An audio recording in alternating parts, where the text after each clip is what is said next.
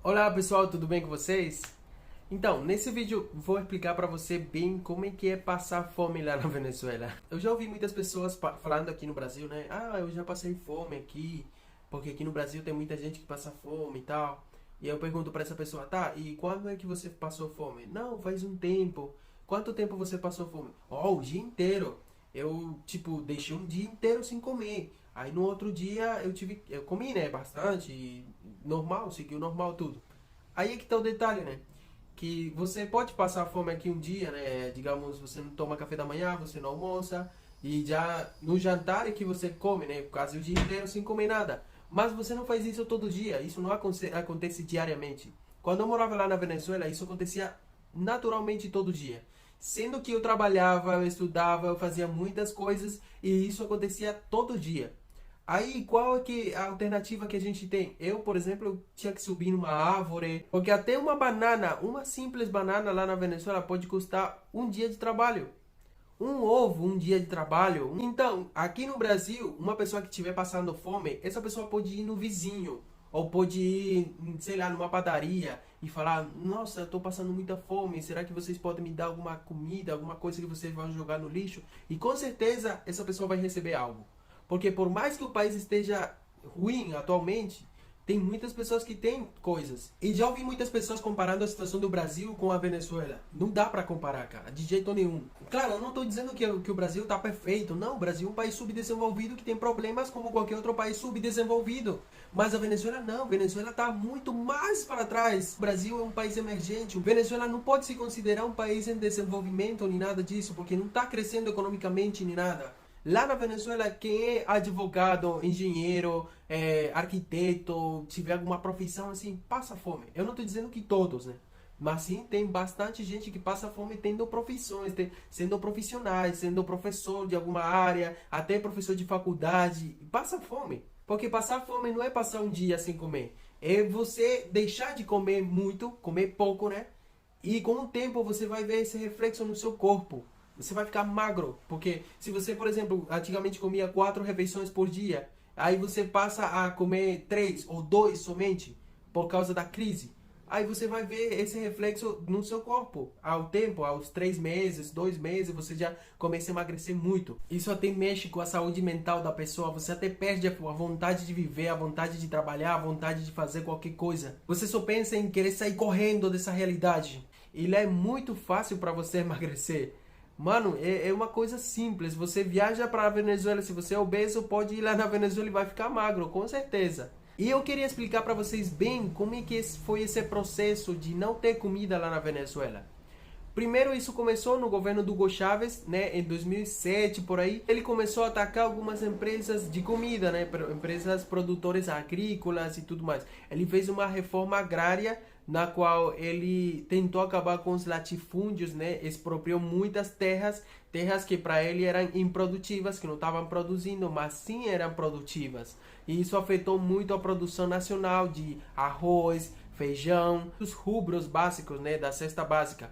Então, com ter feito isso, isso teve uma repercussão no preço das coisas, as coisas começaram a subir. O que acontece? Ele cria uma rede de supermercados, o mercado de alimentos, só que ele produzia e vendia num preço muito mais baixo do que todos os concorrentes do setor privado. Também ele importava algumas coisas. Por exemplo, o frango brasileiro, aquele frango sadia, aquele frango grandão, que nunca tinha visto um frango tão grande como aquele. Quando começou a chegar lá na Venezuela, todo mundo queria comprar esse frango, porque o quilo de frango lá estava muito mais barato do que qualquer concorrente, porque era subsidiado, né, pelo Estado. O Estado pagava uma parte e você pagava a outra parte. Então, o quilo do frango lá, vamos supor que realmente no mercado estava R$ 5, vamos supor.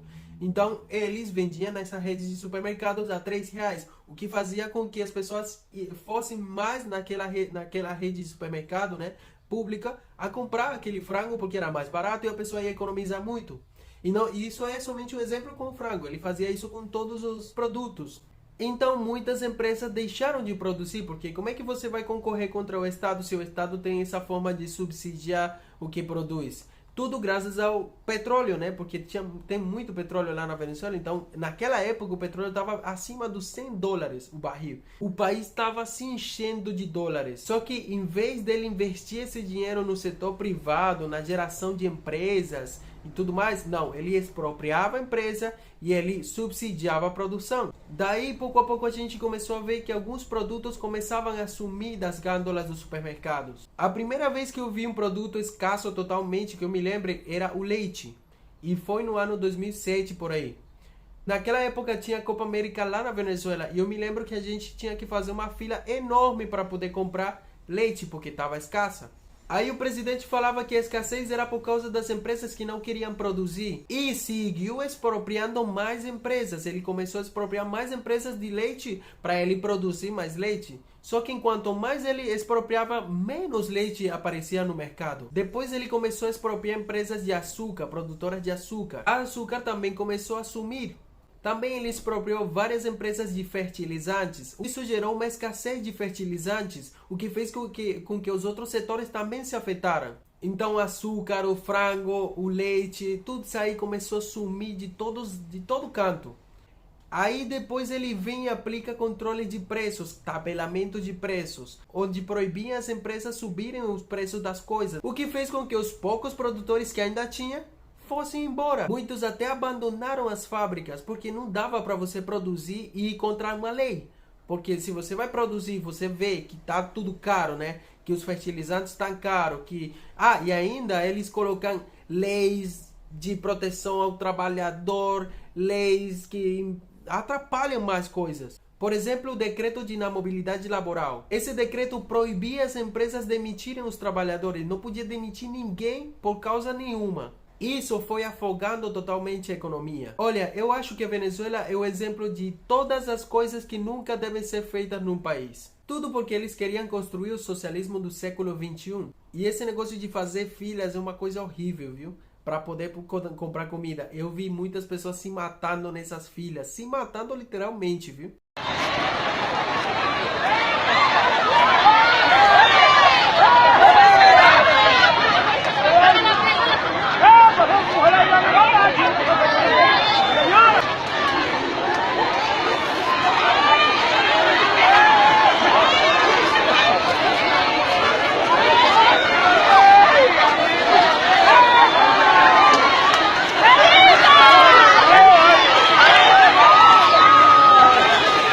Mas com bebezinhos, com filhinhos assim, se matando por causa de 1 quilo de leite, é uma coisa desumana. Nunca desejaria que esse tipo de coisa acontecesse em qualquer outro país do mundo. Teve uma época que eu tava tão cansado de fazer essas filas, a gente tinha que levar um banquinho, daqueles banquinhos de plástico, às 10 horas da noite, na frente de um supermercado, e amanhecer ali pro outro dia, pro dia seguinte, poder comprar qualquer comida. É uma coisa horrorosa, cara. Você passava o sol quente o dia inteiro porque tá fora do supermercado. E lá na Venezuela, 40 graus é o normal. Porque lá é praia, lá é o Caribe e é sol pra caramba, viu?